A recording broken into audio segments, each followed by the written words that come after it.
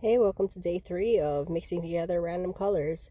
So this time, again, we're going to be doing primary colors only. I'm closing my eyes here and just grabbing random ones from the primary colors that I have. I'm already seeing a lot of blue. So at this point, I'm planning on choosing 5 different colors. Please ignore the razzle dazzle. And adding in a fifth. So I added in deep orange because I thought it would be a nice contrast. And you can see here I'm deciding if I'm going to go forward with these colors, and I did ultimately decide to take out one random one, and it ended up being Nebula Navy, which is a good thing because that would have overpowered all the rest of these. So we're picking another one at random, and we got Atomic Fireball. So I'm doing it the same way, where I'm going to just be choosing one scoop of each of these different sizes of teaspoons and just adding it in.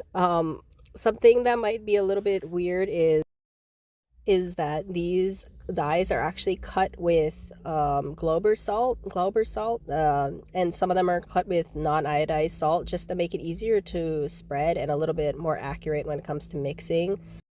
I put on the screen here the different colors that this mix ended up being, but I'm just going to combine it and mix it. This one spread pretty well, so I didn't feel the need to add extra salt to spread it out. You can see here it's probably going to just end up being blue. This fold, what I ended up doing was the Cosmic Roll, I believe it's being called. It's something that I've seen being done on a lot of like the ice dyeing Facebook groups. It's a pretty interesting pattern. You can get some pretty nice splits this way.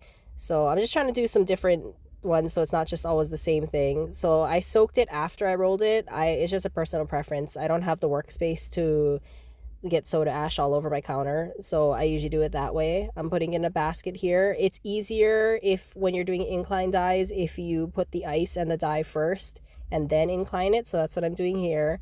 I did end up with a lot more dye than I intended to have. So I ended up just throwing some on another item here. You'll see in a second. It's just something I had tied already. It's a pair of boxers that I had reverse dyed. So I'm just getting that one going here. So we're just gonna rinse it out. It's been about, I think this one was sitting for about maybe a little over 1 day. And you can see here it's come out rather pastel. It's kind of a little bit like blue gray by Dharma, or maybe pewter, somewhere in between. I am already at this point super stoked with this result. I really like how this came out. My worst fear is going to be if it just turns into just one single color blotch. So anything other than that already is like a huge success, because you have to remember these are pretty randomly chosen colors. This is also the rinse out for the boxers. This was a reverse dye. And okay, are you ready for the results? Because here they are. So I am super happy with this. I think I'm actually going to keep this for myself. I really like this. Here's a picture of the results and some better lighting, and let me know what you think.